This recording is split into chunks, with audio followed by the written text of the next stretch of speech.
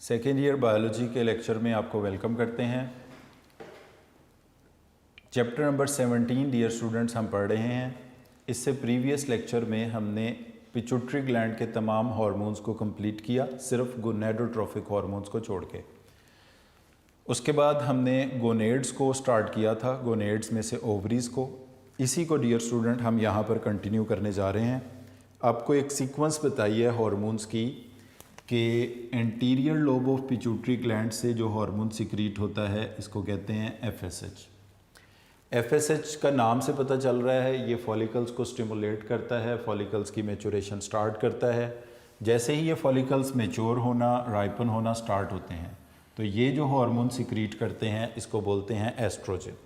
इसका मतलब है एस्ट्रोजन हार्मोन ओवरीज के फॉलिकल से पैदा होता है, मैच्योरिंग फॉलिकल्स और राइपनिंग फॉलिकल से। और आपको बताया कि कुछ स्पीशीज़ में ये इन फॉलिकल्स के अंदर मौजूद इंटरस्टिशियल सेल से भी पैदा होता है। उसके बाद इंटीरियर लोब से एक हार्मोन पैदा होता है जिसको हम कहते हैं एलएच। एलएच का फुल नेम है ल्यूटिनाइजिंग हार्मोन। और एलएच क्या कॉज करता है? एलएच कॉज करता है ओव्यूलेशन। ओव्यूलेशन का मतलब होता है release of ovum from ovaries और फॉलिकल्स। फॉलिकल या ओवरी से ओवम का रिलीज होना। फॉर एग्ज़ाम्पल अगर ये इस तरह से फॉलिकल है और इस फॉलिकल के अंदर ये ओवम था, तो जब ये फॉलिकल रप्चर होगी तो ओवम इससे रिलीज़ हो जाएगा। तो release of ovum from the follicles और ओवरीज, इस प्रोसेस को कहा जाता है ओव्यूलेशन। ओव्यूलेशन कॉज करने वाले हार्मोन को कहते हैं ल्यूटिनाइजिंग हार्मोन। अब इसके बाद जब ये फॉलिकल्स रप्चर हो जाते हैं, इनसे ओवम रिलीज हो जाता है, तो फिर इनको कहा जाता है रप्चर्ड फॉलिकल्स या इनको कहा जाता है कॉर्पस ल्यूटियम। और रप्चर्ड फॉलिकल्स और कॉर्पस ल्यूटियम जो हार्मोन सिक्रीट करते हैं उसको कहते हैं प्रोजेस्टेरोन। तो दो मेन फीमेल हार्मोन्स हैं जो हम डिस्कस करने जा रहे हैं। नंबर 1 पर है एस्ट्रोजन, नंबर 2 पर है प्रोजेस्टेरोन। एस्ट्रोजन कहाँ से सिक्रीट होता है? मैच्योरिंग और राइपनिंग फॉलिकल से, यानी ओव्यूलेशन से पहले पहले जब फॉलिकल्स मैच्योर हो रहे होते हैं। जब फॉलिकल्स मैच्योर हो जाते हैं तो एलएच आकर फॉलिकल्स को रप्चर करता है, जिसकी वजह से एग रिलीज होता है, ओवम रिलीज होता है। इसको कहते हैं ओव्यूलेशन। आफ्टर ओव्यूलेशन जो राइपनिंग मैच्योरिंग फॉलिकल से after ovulation they will be called as ruptured follicles, और इनको कहते हैं कॉर्पस ल्यूटियम।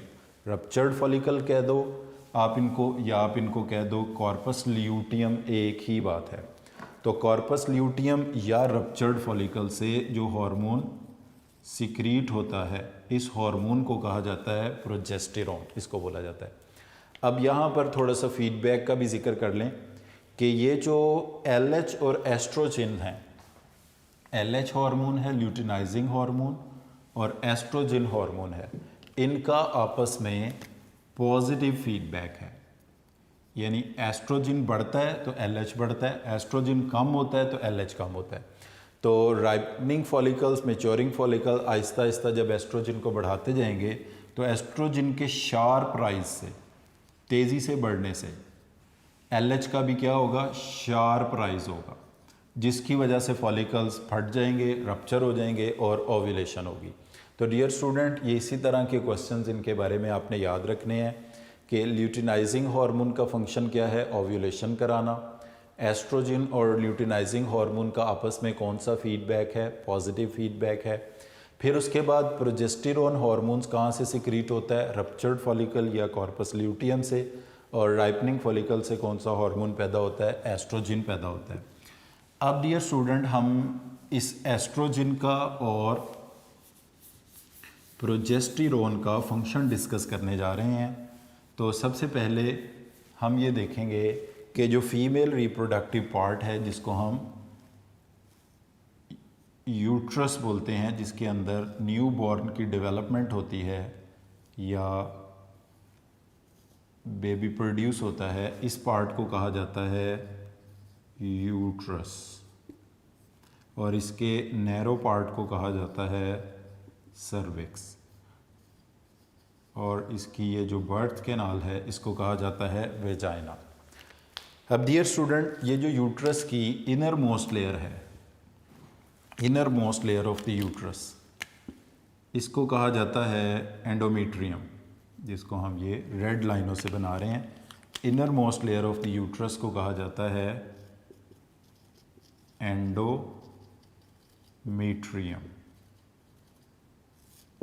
इस एंडोमेट्रियम में, inner most layer of the uterus में एंडोमेट्रियम पे बनता है प्लेसेंटा इस तरह से, और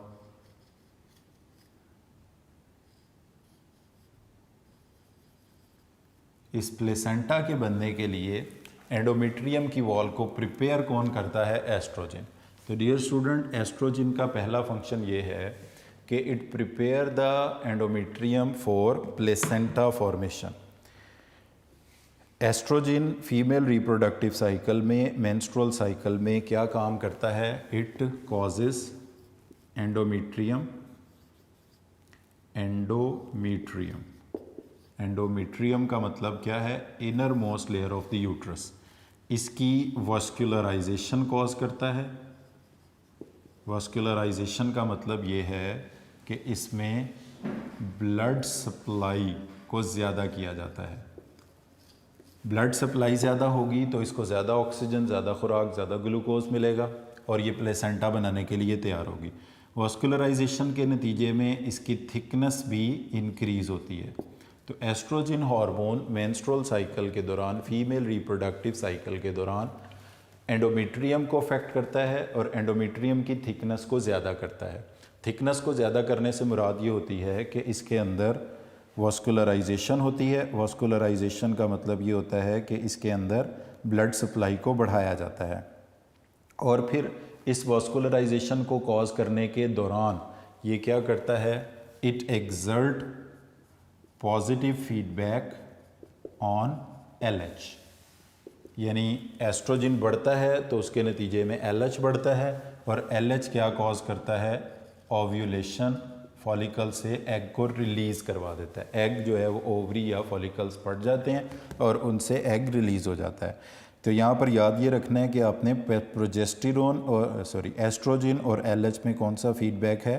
पॉजिटिव फीडबैक है। इसके साथ साथ इसके बाद क्या होता है कि अगर तो ये प्लेसेंटा बन जाता है, यानी help in formation of placenta, या यूँ कह लें कि prepare endometrium, prepare for placenta, endometrium को प्लेसेंटा बनाने के लिए प्रिपेयर करता है, प्रेगनेंसी के लिए, कंसेप्शन के लिए प्रिपेयर करता है। मगर प्रेगनेंसी तो हो सकती है तभी जब फर्टिलाइजेशन हो। अगर डियर स्टूडेंट फर्टिलाइजेशन नहीं होती तो उसके बाद क्या होता है कि ये जितनी एंडोमेट्रियम की वॉल की थिकनेस है, ये सारा सेल्स और ब्लडी मटेरियल जो है, all this is discharge out of the body through cervix and vagina, और इस प्रोसेस को हम मेंस्ट्रुएशन कहते हैं। उसके बाद ये जो एंडोमेट्रियम में डैमेज हुआ होता है, ये जो इनर मोस्ट लेयर में मेंस्ट्रुअल साइकिल के दौरान डैमेज हो गया, इसकी रिपेयर एंड हीलिंग भी किसने करनी है? एस्ट्रोजन ने। तो causes repair and healing of endometrium. तो डियर स्टूडेंट, अब इन पॉइंट्स को अगर आप बुक से भी देखें तो एस्ट्रोजन के फंक्शंस क्या हैं? Estrogen is secreted from the ripening follicles, maturing follicles भी कह सकते हो, और in many species from the interstitial cells of the follicle, यानी फॉलिकल के अंदर जो इंटरस्टिशियल सेल्स होते हैं। और इनको स्टिमुलेट कौन करता है फॉलिकल्स को? FSH, जो कि पिट्यूटरी ग्लैंड की इंटीरियर लोब से आता है। इसके बाद डियर स्टूडेंट, जितने भी फीमेल सेकेंडरी सेक्स कैरेक्टरिस्टिक्स हैं, they are also controlled by the estrogen hormone. Secondary sex character, secondary sex characters में शामिल होते हैं primary sex character, dear students कहते हैं गोनेड्स को। फॉर एग्जांपल, अगर मेल हैं तो टेस्टीज मौजूद होंगे, फीमेल हैं तो ओवरीज। इसके अलावा जितने भी ऐसे कैरेक्टर्स हैं जिनकी बेस के ऊपर आप मेल फीमेल में अपेरेंटली डिफ्रेंशिएट कर सकते हैं गोनेड्स के अलावा, इन तमाम कैरेक्टरिस्टिक्स को कहा जाता है सेकेंडरी सेक्स कैरेक्टर्स। जैसे कि फीमेल सेकेंडरी सेक्स कैरेक्टर्स में क्या होगा? बियर्ड ग्रोथ सप्रेस्ड रहेगी, डेवलपमेंट ऑफ मेमोरी ग्लैंड्स होगी, इसमें पेल्विस ब्रॉड होगा, शोल्डर्स नैरो होंगे, और जो पिच आवाज़ में फ़र्क होगा, इस तरह के जितने करेक्टरिस्टिक्स हैं ये सारे कहलाते हैं female secondary sex characters and these are controlled by the estrogen. उसके बाद हमने देखा कि जो inner most layer of the uterus होती है, यहाँ पर उसका नाम नहीं लिखा हुआ, आप लिख सकते हैं। यूट्रस की इनर मोस्ट लेयर को कहा जाता है एंडोमेट्रियम, और ये उसकी थिकनेस कॉज करता है। थिकनेस का मतलब होता है उसमें वस्कुलराइजेशन करते हैं, ब्लड सप्लाई बढ़ाते हैं। ब्लड सप्लाई बढ़ेगी तो ऑक्सीजन खुराक की सप्लाई बढ़ेगी और एंडोमेट्रियम की थिकनेस बढ़ेगी, और थिकनेस बढ़ने का मतलब है इसको प्लेसेंटा बनाने के लिए प्रिपेयर किया जा रहा है। और अगर तो प्लेसेंटा बन गया तो फिर तो प्रेगनेंसी हो जाएगी, और अगर प्रेगनेंसी ना हुई तो फिर ये जो एंडोमेट्रियम के जो वस्कुलर लेयर थी ये सारी वेजाइना एंड सर्विक्स के थ्रू डिस्चार्ज आउट हो जाएगी, और इस प्रोसेस को मेंस्ट्रुएशन कहा जाएगा। आफ्टर मेंस्ट्रुएशन जो इनर मोस्ट लेयर में डैमेज होगा उसकी रिपेयर एंड हीलिंग करना भी किसका काम है? एस्ट्रोजन का काम है। और इसके साथ साथ यहाँ पर ये स्टार्ट सिक्रीटिंग कुछ प्रोटीनेशियस ग्लैंडुलर सेल्स को बढ़ाता है, जो कि प्रोटीनेशियस सिक्रीशन प्रोवाइड करते हैं जो एम्ब्रियो को अर्ली लाइफ के लिए चाहिए होती है। अगर एस्ट्रोजन के हार्मोन में कमी हो जाए तो इसकी वजह से जो यंग फीमेल्स हैं they fail to mature sexually and sterility यानी इनफर्टिलिटी, उनमें प्रेगनेंसी ना पैदा होने की सलाहियत हो सकती है, और जो सेकेंडरी सेक्स करेक्टर्स हैं ये लॉस हो सकते हैं। अब इसके बाद दूसरा हार्मोन जिसको हम कहते हैं प्रोजेस्टेरॉन, ये अभी हमने पढ़ा कि ये प्रोड्यूस होता है फ्रॉम रप्चर्ड फॉलिकल्स। एक तो ये सेम यही काम करता है कि एंडोमेट्रियम की थिकनेस को बढ़ाता है। Endometrium inner most layer of the uterus को कहते हैं, इसकी थिकनेस को और ज़्यादा करता है। ये एंडोमेट्रियम की थिकनेस को और ज़्यादा करने का मकसद यही है कि ये भी प्लेसेंटा बनाने में, प्रेगनेंसी को मेंटेन करने में हेल्प करता है। अब उसके बाद रप्चर्ड फॉलिकल से ये सिक्रीट होता है from LH। Progesterone negative feedback exert करता है ऑन FSH, ये नेगेटिव फीडबैक डालता है ऑन FSH, यानी कि जब तक प्रोजेस्टेरॉन ज़्यादा रहेगा FSH जो है वो कम रहेगा, तो इसकी वजह से मज़ीद फॉलिकल्स मैच्योर नहीं होंगे, यानी फीमेल रिप्रोडक्टिव साइकिल जो मेंस्ट्रुअल साइकिल है जितने टाइम तक एस्ट्रोजन ज़्यादा रहेगा वो रुका रहेगा। अब इसी करैक्टर की बेस के ऊपर इसको यूज़ किया जाता है बर्थ कंट्रोलिंग पिल्स के अंदर। Progesterone is used in birth control pills. जो प्रेगनेंसी को रोकने वाली दवाइयां हैं उनमें प्रोजेस्टेरॉन हार्मोन को इस्तेमाल किया जाता है। अब डियर स्टूडेंट, ये MCQ बहुत ही इंपॉर्टेंट है, पूछा जाता है which of the following hormone is used in birth controlling pills. तो बर्थ कंट्रोलिंग पिल्स में जो हार्मोन इस्तेमाल होता है उसका नाम है प्रोजेस्टेरॉन। अब अगर आपको शॉर्ट क्वेश्चन आ जाता है why progesterone is used in birth controlling pills, तो अब हम सिर्फ स्पेसिफिकली इसी के बारे में बात करते हैं कि why progesterone is used in birth controlling pills. तो डियर स्टूडेंट, प्रोजेस्टेरॉन के बर्थ कंट्रोलिंग पिल्स में यूज़ होने की वजह ये है कि ये FSH पर नेगेटिव फीडबैक एग्जर्ट करता है।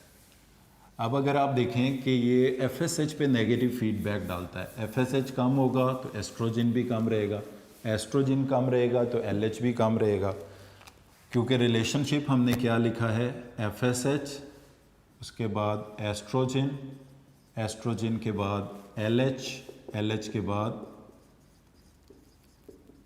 प्रोजेस्टेरॉन। अब FSH जो है, प्रोजेस्टेरॉन ने क्या डाला है, नेगेटिव फीडबैक डाला है FSH पर, यानी जब तक ये प्रोजेस्टेरॉन हार्मोन ज़्यादा रहेगा FSH कम रहेगा, एस्ट्रोजन भी कम रहेगा और LH भी कम रहेगा।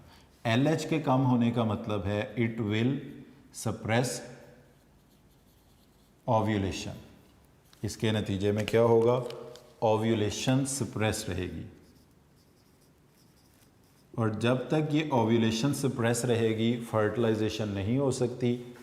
ओव्यूलेशन सप्रेस्ड का मतलब है no fertilization, no fertilization, no pregnancy, no conception, क्योंकि प्रेगनेंसी कंसेप्शन एक ही बात है। ना प्रेगनेंसी होगी, ना फर्टिलाइजेशन होगी, ना कंसेप्शन होगी। इसलिए प्रोजेस्टेरोन हार्मोन को यूज़ किया जाता है इन बर्थ कंट्रोलिंग पिल। तो उसकी रीज़न में आप क्या लिखेंगे? Because progesterone exert negative feedback on FSH. FSH के कम होने का मतलब है एस्ट्रोजन कम, एस्ट्रोजन के कम होने का मतलब है एलएच कम, और जब तक ये एलएच कम रहेगा ओव्यूलेशन सप्रेस्ड रहेगी, जिसकी वजह से ना फर्टिलाइजेशन होगी, ना प्रेगनेंसी होगी, ना कंसेप्शन होगी। इसलिए प्रोजेस्टेरोन को यूज़ किया जाता है इन बर्थ कंट्रोलिंग पिल्स। तो यहाँ पर डियर स्टूडेंट्स, जो हमारे फीमेल गोनेड्स थे उनके दो हार्मोन्स एस्ट्रोजन और प्रोजेस्टेरोन को हमने डिस्कस किया। अब उसके बाद हम डिस्कस करने जा रहे हैं मेल गोनेड्स को। तो मेल गोनेड्स में डियर स्टूडेंट्स आते हैं pair of testis. Pair of testis is located outside the body cavity in a sac of skin which is known as scrotum. Dear student, testes are located in a sac of skin which is located outside the body cavity known as scrotum. और ये scrotum में इसलिए होते हैं to adjust the temperature of testis which is required for the maturation of sperm.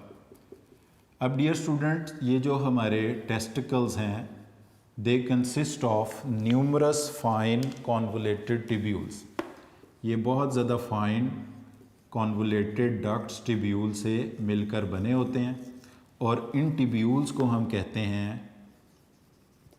seminiferous tubules. seminiferous tubules का जो main function है वो है स्पर्म बनाना, यानी इनके अंदर जो प्रोसेस होता है उसको हम कहते हैं स्पर्मेटोजेनेसिस।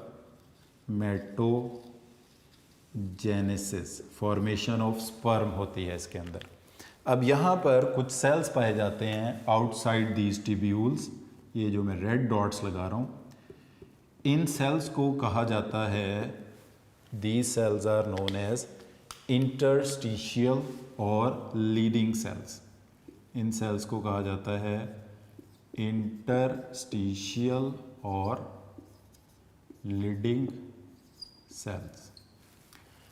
डियर स्टूडेंट्स, ये जो इंटरस्टिशियल और लीडिंग सेल्स हैं ये बेसिकली परफॉर्म करते हैं एंडोक्राइन फंक्शन, और इनको जो हार्मोन आकर स्टिमुलेट करता है वो anterior lobe of pituitary gland से आता है। उस हार्मोन का नाम है ICSH, interstitial cell stimulating hormone. तो anterior lobe of pituitary gland से जो हार्मोन आएगा इसका नाम है ICSH। ये टेस्टिस की सेमिनिफेरस ट्यूब्यूल्स के बिटवीन पाए जाने वाले इंटरस्टिशियल सेल्स, लीडिंग सेल्स को स्टिमुलेट करेगा, and they will secrete a male sex hormone known as testosterone. ये मेल सेक्स हार्मोन पैदा करेंगे जिसको हम बोलते हैं टेस्टोस्टेरोन। बुक में यहाँ पर इसका केमिकल नेम भी दिया हुआ है 17 बीटा हाइड्रोक्सी टेस्टोस्टेरोन, इसको कहा जाता है। It is a steroidal hormone, और ये जिस तरह फीमेल्स में secondary sex character estrogen control करता है, मेल सेकेंडरी सेक्स करेक्टर को कंट्रोल करेगा टेस्टोस्टेरोन। तो टेस्टोस्टेरोन हार्मोन डियर स्टूडेंट यहाँ से पैदा होता है। तो पेयर ऑफ टेस्टिस को हम कहते हैं male gonads which are located in a sac of skin outside the body cavity known as scrotum. Scrotum is here to adjust the temperature of testis. तो हम क्योंकि एंडोक्राइन फंक्शन के बारे में पढ़ रहे हैं, तो testis consist of numerous fine convoluted coiled tubules which are known as seminiferous tubule. इनके अंदर स्पर्म बनते हैं, इस प्रोसेस को कहते हैं स्पर्मेटोजेनेसिस। ये एक अलहदा प्रोसेस है। जो एंडोक्राइन फंक्शन है इसका वो ये है कि सेमिनिफेरस ट्यूब्यूल्स के आउटसाइड में सेल्स पाए जाते हैं जिन्हें कहते हैं इंटरस्टिशियल सेल्स, जिनको हम लीडिंग सेल्स भी बोलते हैं। इनको स्टिमुलेट करने वाला एक हार्मोन है जिसको हम बोलते हैं ICSH, जिसका फुल नेम है इंटरस्टिशियल सेल स्टिमुलेटिंग हार्मोन, और वो फिर टेस्टोस्टेरोन सिक्रीट करवाता है from the interstitial cells of the testis. अच्छा, इसके बाद क्या होता है कि डेवलपमेंट की इनिशिएशन के बाद जब सेक्स ऑर्गन्स फीटस के अंदर बनते हैं, ये हम कहते हैं कि प्रेगनेंसी के 6 वीक के बाद जो डेवलपमेंट का प्रोसेस है या तो वो मेलनेस या फीमेलनेस की तरफ शुरू होता है। अगर डेवलपमेंट का प्रोसेस मेलनेस की तरफ स्टार्ट होता है तो by the end of fourth month सारे ऑर्गन्स तकरीबन बॉडी के बन जाते हैं, तो मेल सेक्स ऑर्गन्स भी बन जाते हैं जिन्हें हम टेस्टोस्टेरोन बोलते हैं। इसके बाद ये जो इसका टेस्टोस्टेरोन हार्मोन का लेवल है ये by the time gradually increase होता रहता है, और प्यूबर्टी के टाइम पर क्या होता है कि प्यूबर्टी का मतलब होता है जब सेकेंडरी सेक्स कैरेक्टर अपीयर होने लगते हैं, ICSH जिसको फीमेल्स में LH भी कहते हैं। जब इसका राइज होता है तो इसके राइज से क्या होता है, टेस्टोस्टेरोन का लेवल भी ज़्यादा होता है, और प्यूबर्टी के टाइम पर अपीयर होते हैं सेकेंडरी सेक्स कैरेक्टर्स। जैसे कि आपको बताया कि वो कैरेक्टर्स टेस्टीज़ के अलावा जो मेल फीमेल में डिफ्रेंशिएट करते हैं उसको हम कहते हैं सेकेंडरी सेक्स कैरेक्टर, जिसमें बियर्ड ग्रोथ है, मस्कुलेचर ऑफ द बॉडी है, शोल्डर्स का ब्रॉड होना है। तो ये वाले सारे इस तरह के सेक्स कैरेक्टर्स मेल्स के अंदर प्रोड्यूस होते हैं।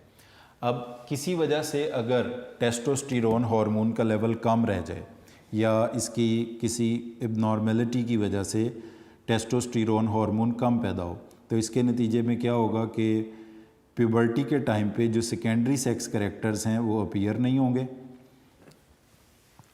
और अगर टेस्टोस्टेरोन हार्मोन का लेवल कम होता है,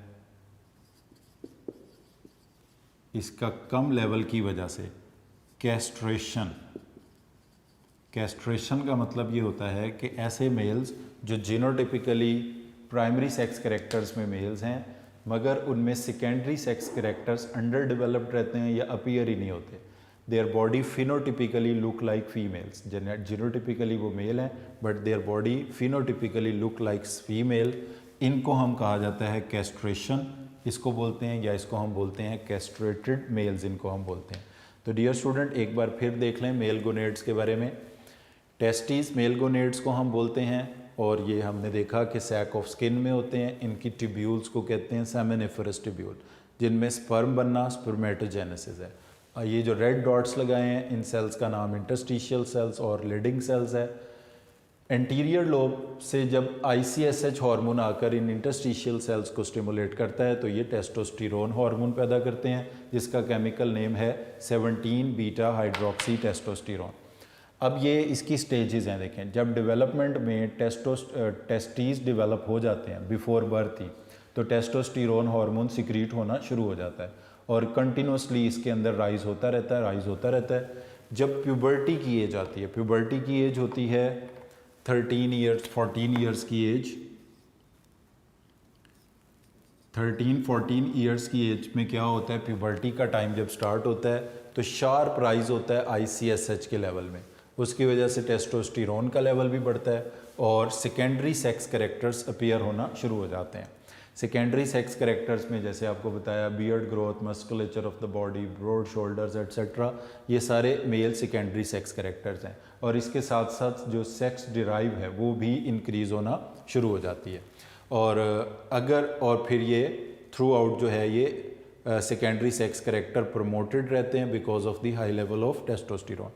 अगर किसी वजह से टेस्टोस्टेरोन का लेवल कम होता है तो इससे क्या प्रॉब्लम अपीयर होती है, कैस्ट्रेशन, जिसमें मेल्स में secondary sex characters under developed होते हैं या होते वो जीनोटिपिकली मेल हैं but their body the castrated male fails to develop secondary sexual character and his body look like female या इमेच्योर फीमेल की तरह वो महसूस होते हैं। तो under developed male secondary sex characters उनके अंदर होते हैं। This condition is known as castration इसको कहा जाता है। तो डियर स्टूडेंट्स, एक हार्मोन जो उधर anterior lobe of pituitary gland के हवाले से रह गया वो है प्रोलैक्टिन। उसका हमने पहले भी जिक्र किया था कि प्रोलैक्टिन कंटिन्यूसली बॉडी के अंदर सिक्रीट होता है। फीमेल्स में फीमेल हार्मोन है, ये कंटिन्यूसली ये बॉडी के अंदर सिक्रीट होता है और ये डेवलपमेंट ऑफ मेमोरी ग्लैंड्स का बाइस बनता है, यानी मेमोरी ग्लैंड्स को ये प्रिपेयर कर रहा होता है फॉर मिल्क प्रोडक्शन। मगर इसको रोकने के लिए जो हार्मोन आता है, इसको बढ़ाने के लिए नहीं, इसको रोकने के लिए आता है, उसे कहते हैं PIH, प्रोलैक्टिन इनहिबिटरी फैक्टर। और प्रीवियस लेक्चर में भी डियर स्टूडेंट आपको बताया था कि हाइपोथैलेमस से सारे रिलीजिंग फैक्टर सिक्रीट होते हैं, सिर्फ एक ही इनहिबिटरी फैक्टर है और उसका नाम है प्रोलैक्टिन इनहिबिटरी फैक्टर, जो प्रोलैक्टिन हार्मोन को कम करता है। बाकी प्रोजेस्टेरोन का, एस्ट्रोजन का, इन सब चीज़ों का हमने इनके साथ ही यहाँ पर जिक्र कर लिया। तो डियर स्टूडेंट्स, अब यहाँ पर आपने देखा कि हमारा इंटीरियर लोब का टॉपिक भी कंप्लीट हो गया और साथ हमने गोनेड्स को भी पढ़ लिया, और क्योंकि हमने गोनेड्स को इनके साथ मिला के पढ़ा है तो अब ये हमें बेटर अंडरस्टैंडिंग प्रोवाइड कर रहा है गोनेडोट्रोफिक हार्मोन की भी, और उसके साथ जो टेस्टिस और ओवरीज के गोनेड्स के हार्मोन हैं। इसके बाद डियर स्टूडेंट्स, हम लोगों ने जो नेक्स्ट ग्लैंड स्टडी करना है वो है thyroid gland.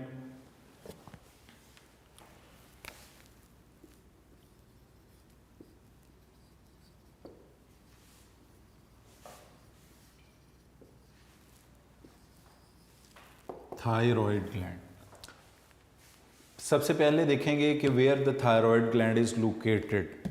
Thyroid gland dear student consist of two lobes, एक इसकी राइट एक लेफ्ट, जिनको हम लैटरल लोब्स कहते हैं, बिलो दी लेरिंक्स। तो थायराइड ग्लैंड जो है वो दो लोब्स पर मुश्तमिल होता है। इस तरह से ये हमारी सांस की नाली है जिसको हम ट्रेकिया बोलते हैं, और ट्रेकिया के ऊपर वाले हिस्से को हम लेरिंक्स बोलते हैं। तो लेरिंक्स के ऑलमोस्ट राइट पर एक लोब है इस तरह से, और एक लेफ्ट है। तो ये दो लोब्स हैं।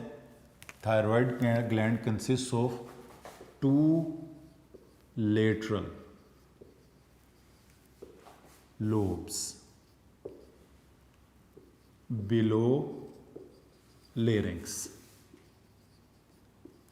लेरिंक्स कह दें या वॉइस बॉक्स कह दें, एक ही बात है। तो ये थायराइड ग्लैंड लोकेटेड होता है। Thyroid gland is located in the neck region below the larynx around the trachea. एक राइट साइड पे लोब है, एक लेफ्ट साइड पे इसकी लोब है। तो दो लोब्स पर ये मुश्तमिल है जिनको लेटरल लोब्स कहा जाता है। अब इनके हार्मोन्स की बात करें तो इट प्रोड्यूस थायरॉक्सिन और T4 tetra iodothyronine and try iodothyronine T3 which is structurally similar to the thyroxine with 3 iodine atoms rather than 4। तो इसके दो हार्मोन्स हैं। पहला हार्मोन है इसका थायरॉक्सिन। थायरॉक्सिन हार्मोन को कहा जाता है T4। T4 से बनता है टेट्रा आयोडो थायरोनिन और सम टाइम, यानी थायरॉक्सिन T4 होता है जिसमें 4 आयोडीन के एटम होते हैं। सम टाइम ये सिक्रीट करता है T3 विद ट्राई आयोडोथायरोनिन, यानी 3 आयोडीन के एटम है, बाकी स्ट्रक्चर सेम है। मगर थायरॉक्सिन याद रखना है आपने कि वो T4 है। तो अगर आपसे पूछा जाए कि थायरॉक्सिन को T3 कहते हैं या T4, तो थायरॉक्सिन को T4 कहते हैं। इसके बाद जो दूसरा हार्मोन यहाँ से सिक्रीट किया जाता है उसका नाम है कैल्सिटोनिन, यानी कि बेसिकली दो हार्मोन है थायराइड ग्लैंड के, एक का नाम है थायरॉक्सिन और दूसरे का नाम है कैल्सिटोनिन। थायरॉक्सिन का जो केमिकल नेम होगा वो होगा T4। T4 का मतलब है 4 आयोडीन के एटम जिसमें लगे हुए हैं, टेट्रा आयोडोथायरोनिन। अच्छा, अब थायराइड ग्लैंड जो है इज़ एक्टिव कंटिन्यूसली, मुसलसल ये एक्टिव रहता है, और हाई लेवल इसके होते हैं during the period of rapid growth and sexual maturation और स्ट्रेस सिचुएशन जैसे कि कोल्ड एंड हंगर। तो अभी सिर्फ हम थायरॉक्सिन हार्मोन के लेवल के बारे में पढ़ रहे हैं। तो ये कंटिन्यूसली सिक्रीट होता है, मगर इसका रैपिड लेवल आपको कब देखने को मिलता है? ग्रोथ, बॉडी की ग्रोथ के दौरान, सेक्सुअल मैच्योरेशन के दौरान थायरॉक्सिन का लेवल जो है वो ज़्यादा होता है, और इसके अलावा स्ट्रेस सिचुएशन के दौरान, जैसे कि कोई कोल्ड स्ट्रेस है या हंगर, तो इस तरह की किसी स्ट्रेस सिचुएशन में इसका लेवल बढ़ जाता है। वैसे तो ये कंटिन्यूसली बॉडी में सिक्रीट होता है, और इसकी जो सिक्रीशन है वो कंट्रोल में होती है हाइपोथैलेमस से रिलीजिंग फैक्टर, फिर एंटीरियर लोब से TSH और TSH से थायरॉक्सिन इन द ब्लड। अब नेक्स्ट डियर स्टूडेंट हम पढ़ने जा रहे हैं कि थायरॉक्सिन जो है और ट्राई आयोडोथायरोनिन 2 हार्मोन्स हैं और ये एसेंशियली एक ही तरह काम करते हैं। ये क्या फंक्शन परफॉर्म करने जा रहे हैं? तो थायरॉक्सिन के या T3 के, ट्राई आयोडोथायरोनिन के जो फंक्शन हैं वो सिमिलर हैं। पहला फंक्शन इनका ये है, they affect the BMR, they affect BMR। ये BMR बेजल मेटाबॉलिक रेट को इंक्रीज़ करते हैं। थायरॉक्सिन का लेवल जो है वो बेजल मेटाबॉलिक एक्टिविटी को स्टिमुलेट करता है। और बेजल मेटाबॉलिक एक्टिविटी से मुराद क्या होती है? Breakdown of glucose, breakdown of glucose जिसके नतीजे में ऑक्सीजन की कंजम्पशन ज़्यादा होगी, CO2 का रिलीज़ ज़्यादा होगा और ATP भी ज़्यादा रिलीज़ होंगे। यानी ग्लूकोज ज़्यादा टूटेगा तो ऑब्वियसली ऑक्सीजन का इस्तेमाल बढ़ेगा, कार्बन डाइऑक्साइड का रिलीज़ बढ़ेगा और ATP ज़्यादा पैदा होंगे। ATP ज़्यादा पैदा होने का मतलब ये होगा कि बॉडी में हीट और एनर्जी जो होगी वो अवेलेबल होगी। और ये साथ मिलकर, ये हो गया BMR, ये साथ जिस हार्मोन के मिलकर काम करता है, इन कंजंक्शन। बिल्कुल इसी तरह के काम जो हार्मोन और कर रहा होता है वो होता है STH, सोमैटोट्रोफिक हार्मोन। तो ये MCQ भी पूछा जाता है कि thyroxine hormone work in conjunction with, ये किसके साथ मिलके काम करता है? ये सोमैटोट्रोफिक हार्मोन के साथ मिलकर काम करता है। किस काम के लिए? ग्रोथ के लिए और डिफ्रेंशिएशन के लिए। ग्रोथ से मुराद यहाँ पर होती है कि body irreversible increase in size को हम कहते हैं ग्रोथ। डिफ्रेंशिएशन का मतलब होता है कि स्पेसिफिक ऑर्गन्स का, specialized type of the cells का बॉडी में बनना, इस प्रोसेस को हम कहते हैं डिफ्रेंशिएशन, डेवलपमेंट, जो कि सोमैटोट्रोफिक हार्मोन के साथ मिलकर ये करता है। अब इसकी एक एग्जांपल है कि एम्फीबियंस जो हैं, एम्फीबियंस, अब आप इसको डिफ्रेंशिएशन को डेवलपमेंट भी कह सकते हैं। एम्फीबियंस में एक प्रोसेस होता है जिसको कहते हैं मेटामॉर्फोसिस, जिसका मतलब ये होता है जैसे फ्रॉग का जो लार्वा है, एम्फीबियन में लार्वे से मेटामॉर्फोसिस के नतीजे में बनता है एडल्ट। अब हम देखते हैं कि एडल्ट की और लार्वे की शेप एक दूसरे से मुख्तलिफ होती है। तो जो लार्वे की शेप एडल्ट की से मुख्तलिफ होती है, इस प्रोसेस को मेटामॉर्फोसिस कहते हैं। तो एक्सपेरिमेंटली अगर किसी टॉड या फ्रॉग में से थायराइड ग्लैंड को रिमूव कर दें तो उसका लार्वा ही एडल्ट में चेंज हो जाता है, यानी फेल टू परफॉर्म मेटामॉर्फोसिस। तो इससे पता चलता है कि डेवलपमेंट के लिए ज़रूरी है। मेटा का मीनिंग होता है चेंज, मॉर्फ का मतलब होता है शेप और स्ट्रक्चर। तो फ्रॉग के या टोड के, किसी एम्फीबियन के लार्वे से एडल्ट बनने के प्रोसेस को हम कहते हैं मेटामॉर्फोसिस। अगर किसी फ्रॉग में से हम या टोड में से उसके रिमूव कर देते हैं थायराइड ग्लैंड को, तो उसके अंदर टेल को रिमूव करने की, गिल्स को रिमूव, यानी शेप में चेंजेस लाने की एबिलिटी ख़त्म हो जाती है। इसको कहते हैं मेटामॉर्फोसिस। अब डियर स्टूडेंट, ये तो सारे फंक्शन हो गए थायरॉक्सिन के। अब थायरॉक्सिन अगर ज़्यादा हो जाता है तो कौन सा डिसऑर्डर होगा, कम हो जाता है तो कौन सा डिसऑर्डर होगा, और उनके क्या सिम्टम्स होंगे। तो डियर स्टूडेंट्स, थायरॉक्सिन की कमी की बात अगर हम करें तो इसको हम नाम देते हैं हाइपोथायरॉयडिज्म का। थायरॉक्सिन की कमी से होने वाले मसले को कहते हैं हम low level of thyroxine. Low level of thyroxine को कहा जाता है हाइपोथायरॉयडिज्म।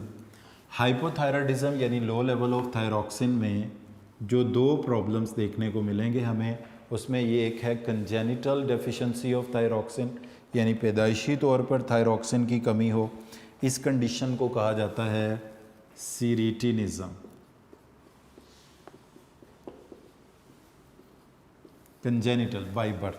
और उसके बाद दूसरी है अगर आयोडीन की कमी हो जाती है बॉडी में, उसकी वजह से थायरॉक्सिन प्रोड्यूस नहीं हो पाता, तो इस कंडीशन को कहा जाता है ग्वाइटर, और इसको एक और नाम भी दिया जाता है मिक्सोएडिमा, इस कंडीशन को बोलते हैं। तो इनको अब हम डिस्कस करने जा रहे हैं कि हाइपोथायराइडिज्म में क्या होता है। हाइपोथायराइडिज्म में पहली प्रॉब्लम है पैदाइशी तौर पे कंजेनिटल डेफिशिएंसी ऑफ थायरॉक्सिन अगर हो तो ऐसे इंडिविजुअल नॉर्मली डेवलप नहीं होते। स्मॉल स्कैंटी यानी बहुत कम हेयर्स होते हैं इनकी बॉडी पे, थिक येलो स्केली छिलकों वाली इनकी स्किन होती है, मेंटली रिटार्डेड होते हैं और सेक्सुअली भी ये अंडर डेवलप्ड होते हैं। और अगर आयोडीन की कमी की वजह से इसमें कमी होती है तो there is a swelling around the neck जिसको ग्वाइटर कहा जाता है, और इसमें हाथ पांव सूज जाते हैं, puffiness of hand and feet, इस कंडीशन को मिक्सोएडिमा कहा जाता है। और डियर स्टूडेंट, अगर थायरॉक्सिन का लेवल ज़्यादा हो जाता है तो इसको कहा जाएगा हाइपरथायराइडिज्म, यानी एक्सेस ऑफ थायरॉक्सिन। थायरॉक्सिन के बढ़ने से जो प्रॉब्लम होगी इसको कहा जाता है ग्रेवीज डिजीज़। तो थायरॉक्सिन के कम होने से सिरिटिनिज़म और ग्वाइटर, पैदाइशी तौर पे कमी हो तो सिरिटिनिज़म जिसमें स्किन के ऊपर हेयर्स कम होंगे, स्किन येलोइश होगी, स्केली होगी, हेयर्स स्कैंटी का मतलब होता है बहुत कलील कम मिकदार के अंदर होंगे, ये सेक्सुअली अंडर डेवलप्ड होंगे, fail to develop, mentally retarded, mental भी डेवलपमेंट नहीं होगी इनकी। ग्वाइटर में क्या होगा, there is swelling around the neck और इसमें आयोडीन की कमी वजह बनेगी। हाथ पाँव के पफ्ट का मतलब होता है कि ऐसे हों जैसे उसमें हवा भरी हुई है, सूज जाएँ, तो इस कंडीशन को कहा जाता है मिक्सोएडिमा। और अगर थायरॉक्सिन का लेवल ज़्यादा है तो इसको कहा जाता है ग्रेवीज डिजीज़। अब ग्रेवीज डिजीज़ के क्या सिम्टम होंगे, एक्सोफ्थैल्मिक। एक्सोफ्थैल्मिस का मतलब होता है पॉइंटेड आई बॉल, आँखें ऐसे बाहर को निकली हुई महसूस होंगी। और बेसल मेटाबॉलिक रेट इंक्रीज़ हो जाएगा, और बेसल मेटाबॉलिक रेट इतना इंक्रीज़ होगा कि हार्ट फेलियर, कार्डिक फेलियर हो सकता है, और प्रोटीन की सिंथेसिस बहुत ज़्यादा इसके अंदर बॉडी के अंदर होगी, और excess which is because of the excessive secretion of thyroxine hormone. तो डियर स्टूडेंट, थायरॉक्सिन हार्मोन के बारे में जो चीज़ें हमने पढ़ी हैं एक बार जल्दी से उसको समराइज़ करते हैं। थायरॉक्सिन T4 को कहते हैं, टेट्राआयोडोथायरोनिन, इसकी सिमिलर फॉर्म T3 है जिसको ट्राईआयोडोथायरोनिन कहते हैं। फ़र्क सिर्फ 3 आयोडीन के एटम हो तो T3, 4 आयोडीन के एटम हो तो T4, मगर थायरॉक्सिन जो है वो T4 है।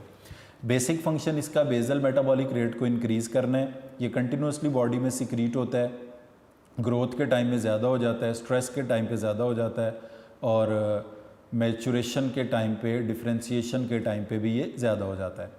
अब इसमें बेसल मेटाबॉलिक रेट में 4 चीज़ें आती हैं, ग्लूकोज का टूटना, ATP का बनना, ऑक्सीजन का इस्तेमाल होना और CO2 कार्बन डाइऑक्साइड का रिलीज़ होना।